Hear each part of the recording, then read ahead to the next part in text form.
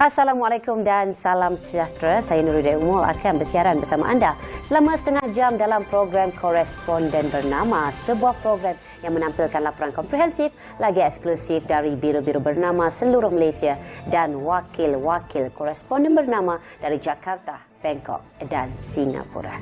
Antara yang menarik hari ini, Perintah Kawalan Pergerakan dilanjutkan.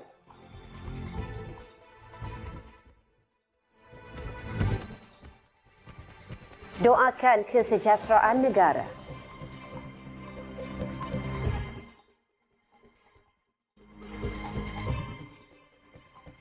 Insentif kerajaan negeri.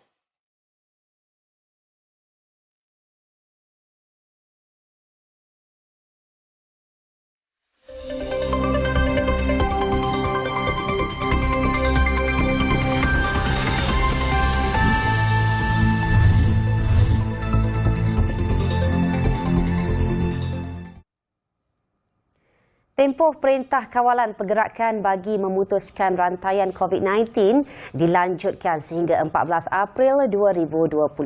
Dan menurut Perdana Menteri Tan Sri Muhyiddin Yassin, lanjutan ini adalah kerana kes positif yang baru masih berlaku dan trend ini dijangka akan berterusan beberapa ketika sebelum mula menurun.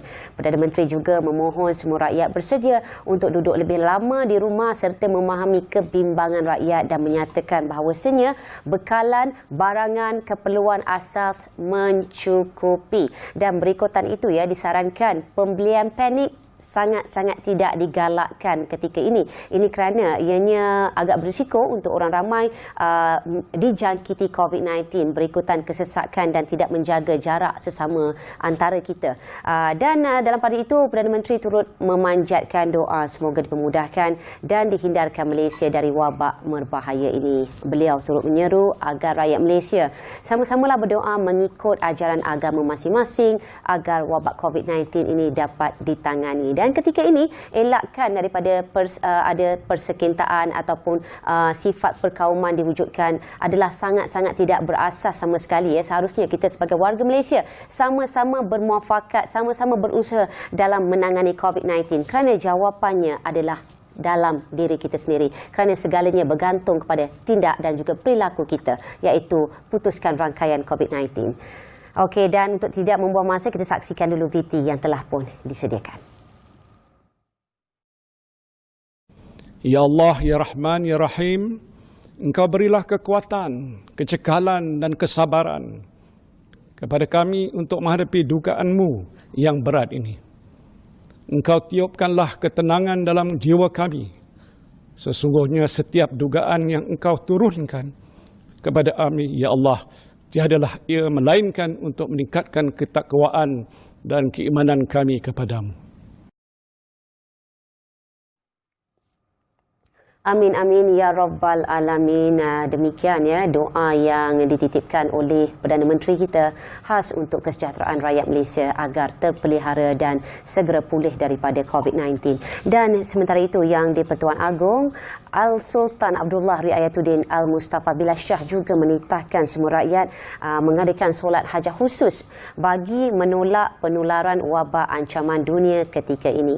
Di mana Menteri di Jabatan Perdana Menteri Senator Datuk Dr. Zulkifli Muhammad Al-Bakri berkata, titah baginda disampaikan oleh Datuk Pengelola Bijaya Diraja Istana Negara, Datuk Ahmad Fadil Syamsuddin. Dan justru Zulkifli berharap semua pihak dapat bersama-sama menyahut titah Al-Sultan Abdullah dengan perbanyakkan istighfar, taubat, zikrullah dan amalan ketaatan serta munajat di kediaman masing-masing. Dan jadikan aktiviti ini bersama keluarga di samping mematuhi arahan kerajaan sepanjang Perintah Kawalan Pergerakan ini. Sama-sama kita memperbaiki dan mempertingkatkan rohani kita agar sama-sama terpelihara daripada musibah yang melanda ketika ini. Dan baiklah, sekarang kita sentuh contoh pula mengenai ringkasan situasi COVID-19 di mana setakat 25 Mac 2020 terdapat 172 kes baru telah dilaporkan sekaligus. Ini menjadikan jumlah kes positif COVID-19 di Malaysia adalah sebanyak 1,796 orang dan manakala 199 kes pesakit telah sembuh dan discharge dari hospital. Dan jumlah kematian pula setakat ini telah 20 orang dicatatkan. Jelas ya, wahai warga Malaysia sekalian, graf menunjukkan peningkatan berterusan di mana 45 kes COVID dirawat di unit rawatan rapi, 34 kes memerlukan bantuan pernafasan. COVID-19 bukan sesuatu perkara yang boleh dipandang enteng. Justru kita sama-sama mendukung hasrat kerajaan agar kita memutuskan rangkaian COVID-19 ini. Ini yang pastinya kerana jawapannya ada kepada kita ya. Tolonglah patuh kepada arahan kerajaan. Itu sahaja yang dapat kita katakan ketika ini. Dan sekarang ini kita ingin mengetahui mula perkembangan berita di Terengganu.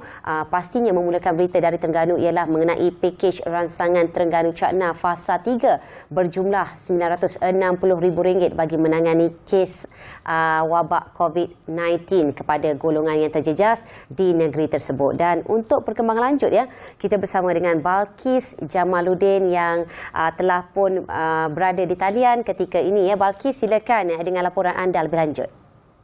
Okey, pakej rangsangan ini diumumkan oleh Menteri Besar Datuk Seri Dr. Ahmad Samsuri Mohtar, yang mana RM960,000 ini akan diagihkan kepada semua 32 kawasan Dewan Undangan Negeri DUN lah.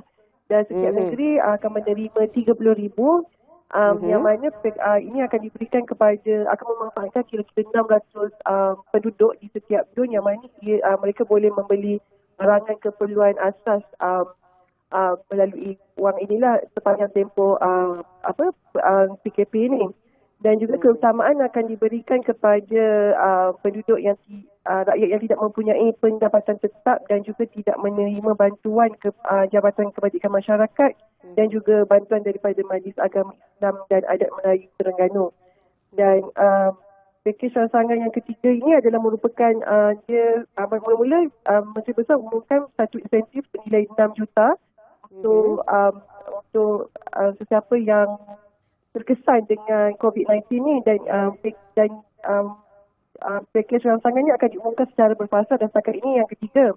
Yang mana yang kedua sebelum ini diumumkan bernilai RM640,000.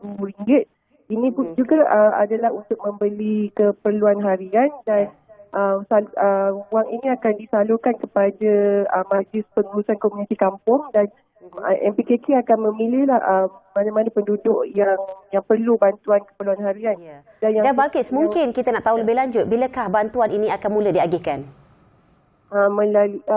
Secepat mungkin. Okey, dan ianya adalah untuk keseluruhan rakyat Terengganu khasnya ya? Ya. Okey. Dan yang pertama sekali, ya, silakan. Pertama sekali, fasa yang pertama yang kedua diumumkan adalah melibatkan perkara berkaitan dengan perniagaan seperti sewa premis dan juga perumahan dan pinjaman di bawah seliaan kerajaan negeri yang dikecualikan sewa pada bulan April, dan juga bayaran sewa bagi program perumahan bawah kerajaan negeri seperti program perumahan rakyat, rumah kos rendah dan rumah mampu milik juga dikecualikan bayar sewa pada April dan juga Mei. Ya.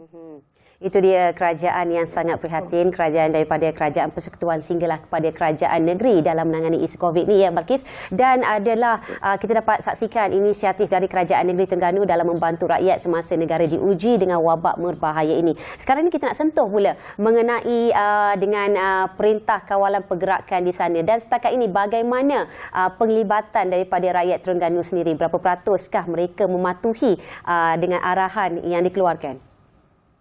Setakat ini arahan yang rakyat Terengganu nampaknya kebanyakannya mematuhi arah yang diberikan, dan ini juga bantuan dan kawalan ketat oleh pihak penguasa, yang mana antaranya seperti pihak polis dan juga tentera yang bergabung yang mengadakan sekatan jalan raya yang bagi mengelakkan rakyat keluar daripada rumah tanpa ada alasan yang munasabah lah.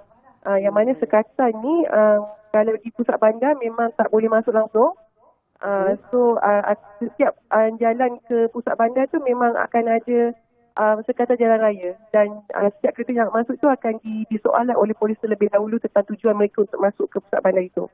Dan juga Majlis Bandaraya Kuala Terengganu, MBKT juga dia keluarkan arahan supaya pasar raya, restoran, stesen minyak dan juga kedai-kedai seperti termasuk 7-Eleven hanya dibuka pada 7 pagi hingga 6 petang sahaja. Ini bagi mengelakkan rakyat kurang keluar dari rumah. Okey. Dan setakat ini ya, mungkin Balkis boleh kongsikan mengenai kesedaran daripada segi penjagaan kesihatan di kalangan warga Terengganu sendiri. Adakah mereka dilihat kerap memakai topeng muka ataupun masalah bekalan membuatkan mereka tidak boleh melakukan sedemikian? Bagaimana? Rata-rata saya lihat kalau pergi macam semalam kan kalau pergi ke bank semalam pejabat awam terima gaji kan, dan juga pasar raya mesti ramai orang pergi membeli keperluan. Saya lihat ramai yang memakai topeng muka, malah ada yang pakai sarung tangan, dan juga memang kebanyakan premis perniagaan ni dia menyediakan hand sanitizer. Jadi malah ada juga pasar raya yang tak benarkan pengunjung masuk kalau tak pakai topeng muka. Ya, itu dia antara langkah-langkah yang diambil ya untuk mencegah daripada jangkitan COVID. Dan terima kasih Balkis atas perkongsian itu tadi, dan kita akan berhenti rehat seketika dan kembali selepas ini. Jangan ke mana-mana.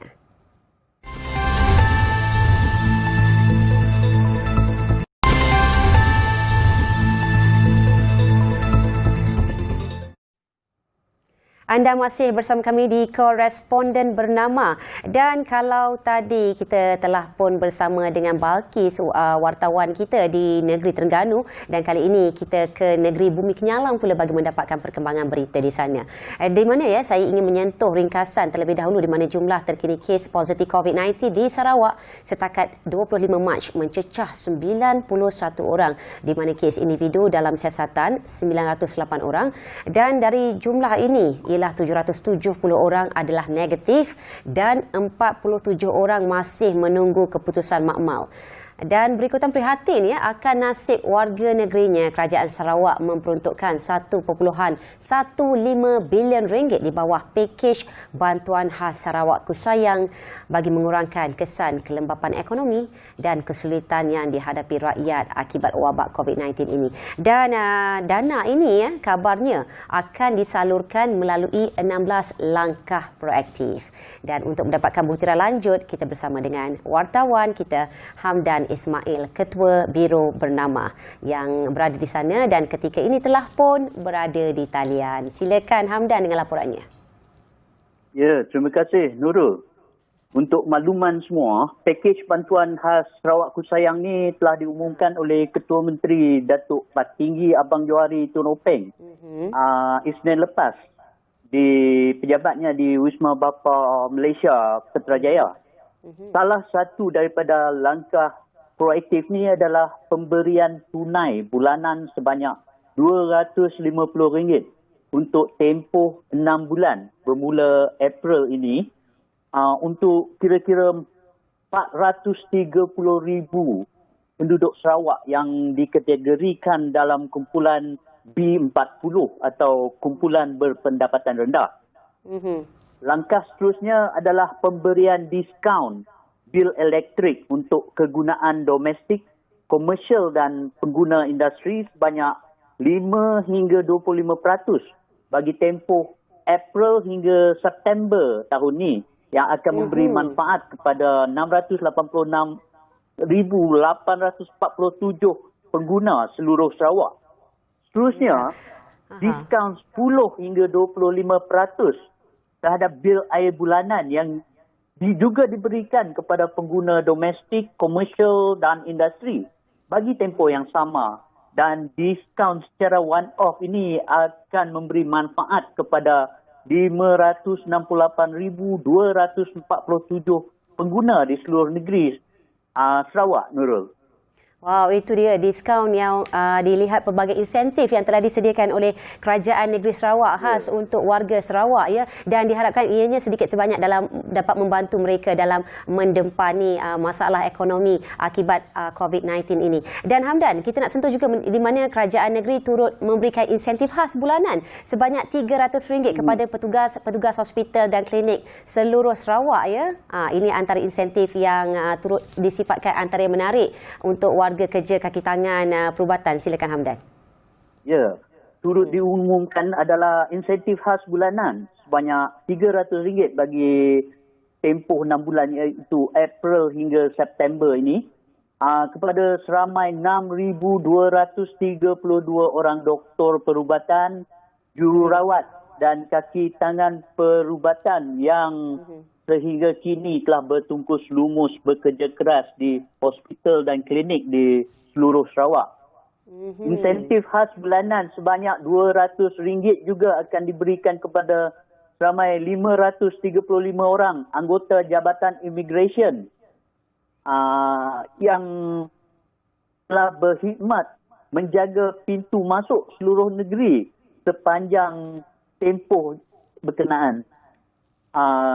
Turut diberikan adalah untuk insentif khas bulanan RM200 ni untuk 3,395 orang anggota polis dan kaki tangan bilik operasi, 590 orang anggota Angkatan Tentera dan 590 orang anggota rela. Okey, ya Hamdan.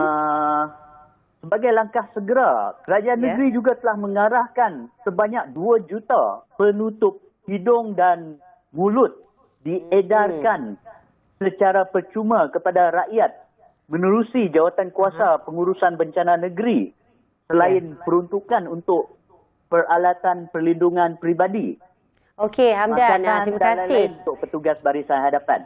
Ya, itu dia antara perkongsian yang telah pun insentif yang dilakukan oleh Kerajaan Sarawak dalam membantu pelbagai bantuan yang disalurkan untuk menyuntik pembangunan ekonomi COVID-19, di mana ketika ini kita dapat saksikan banyak kelembapan berlaku ekoran itu dan sedikit sebanyak dapat memberikan suntikan semangat kepada barisan hadapan untuk bekerja dengan jayanya. Terima kasih Hamdan atas perkongsian tadi. Pelbagai usaha Kerajaan Negeri Sarawak dapat kita saksikan dalam untuk mengatasi COVID-19 ini. Dan sekarang kita daripada Sarawak, kita beralih pula ke negeri sebelahnya, iaitu langsung ke Sandakan Sabah. Ringkasan kes di Sabah setakat 25 Mac 2020 ialah di mana Sabah adalah 170 kes positif COVID-19 dan 1 kematian dicatatkan, di mana 3 daerah mencatatkan rekod kes terbanyak, di mana iaitu Tawau 49 kes, Lahad Datu 34 dan Kota Kinabalu 24. Kes sudah pulih dan dibenarkan pulang ialah 6 orang.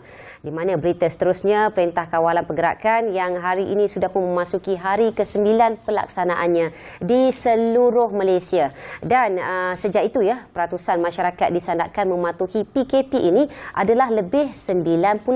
Di mana lagi 10% itu, peratusan ini menunjukkan kerjasama dan sokongan rakyat bagi memutuskan rangkaian COVID-19 di sana. Dan untuk mengikuti butiran lanjut mengenainya bersama dengan wartawan kami Nur Adika Bujang dengan laporan terperinci. Silakan Adika.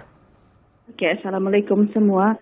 Kalau menurut Ketua Polis Daerah Sandakan semalam, ACP Muhammad Azhar Hamid, pihaknya berpuas hati dengan tahap pematuhan masyarakat di Sandakan, namun pemantauan di sekitar daerah Sandakan ini diteruskan sehingga tamat PKP.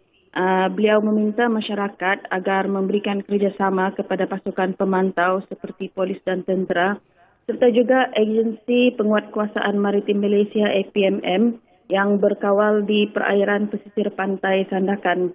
Muhammad Azhar turut menasihatkan masyarakat supaya membeli bekalan makanan untuk tempoh 3 hari hingga seminggu. Ini bagi menghadkan kekerapan keluar untuk membeli barangan keperluan. Saya sangat setuju ya untuk tempoh pembelian makanan itu kalau boleh kita beli makanan dalam tempoh seminggu kerana untuk mengelakkan daripada bersesak-sesak di kawasan awam sekaligus akan memudahkan lagi jangkitan COVID-19. Okey Adhika, dalam memastikan langkah-langkah untuk memutuskan rangkaian wabak COVID-19 ini berterusan, setakat ini apakah pula perkembangan dan tindakan pihak Majlis Perbandaran Sandakan? NPS atau Majlis Perbandaran Sandakan selain sentiasa memantau dan menasihatkan premis perniagaan yang dibenarkan beroperasi waktu PKP ini, antaranya ialah memastikan jarak 1 meter antara pelanggan dan memakai penutup mulut dan hidung serta sarung tangan serta menggunakan cecair pembasmi kuman setiap kali melayan pelanggan dan selepas memegang wang. Selain itu, pasaraya, kedai runcit dan restoran di Sandakan dan juga barangkali di seluruh Sabah perlu mematuhi waktu operasi iaitu 6 pagi hingga 6 petang, manakala pasar umum dan stesen minyak hanya boleh beroperasi dari 6 pagi hingga 2 petang sahaja. Okey Adhika, terima kasih atas laporan itu tadi dan pastikan anda sentiasa memakai hand sanitizer di mana kandungan alkoholnya lebih daripada 70% untuk mematikan kuman COVID-19. Dan apapun kita akan berhenti rehat seketika dan jangan ke mana-mana.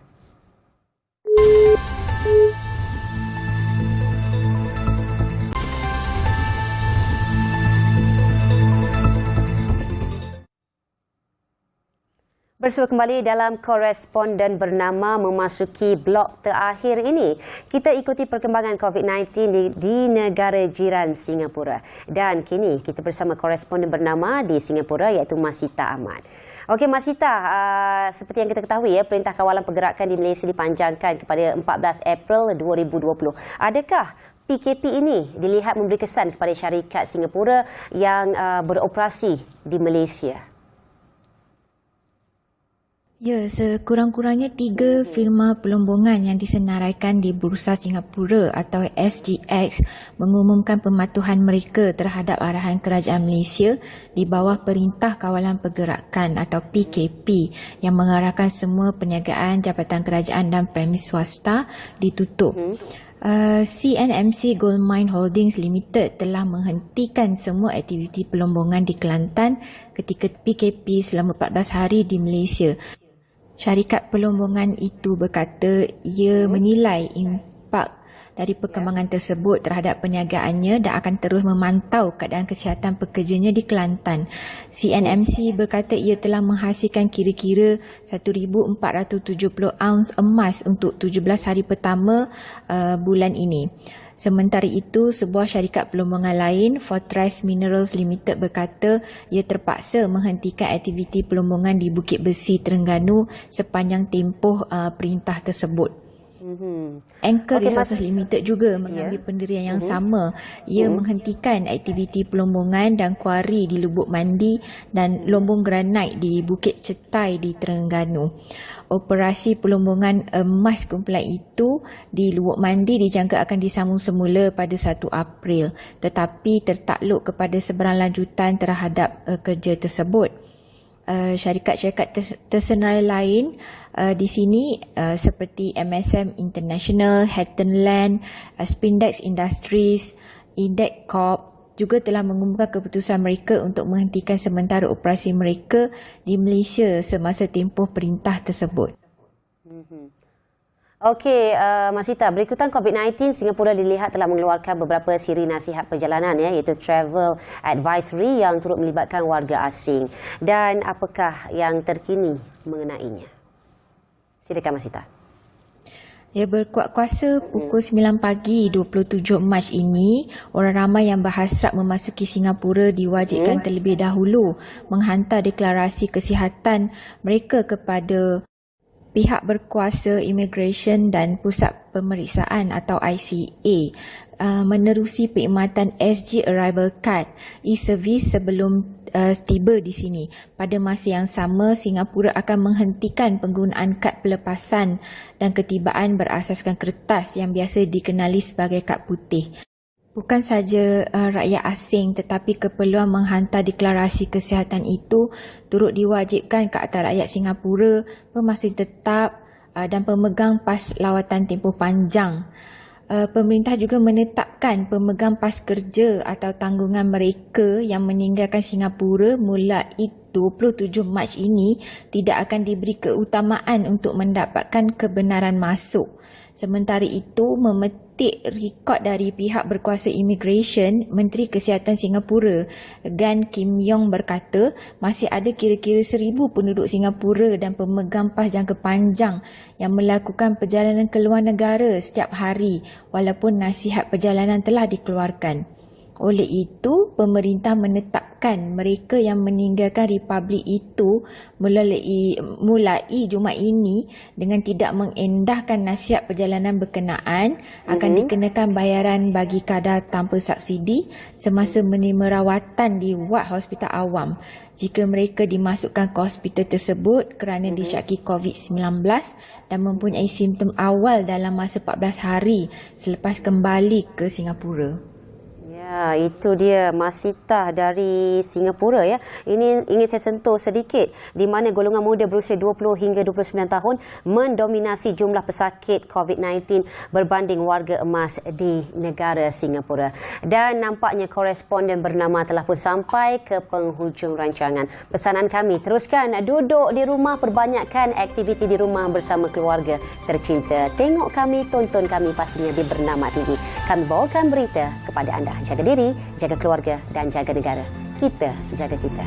Assalamualaikum. Bye-bye.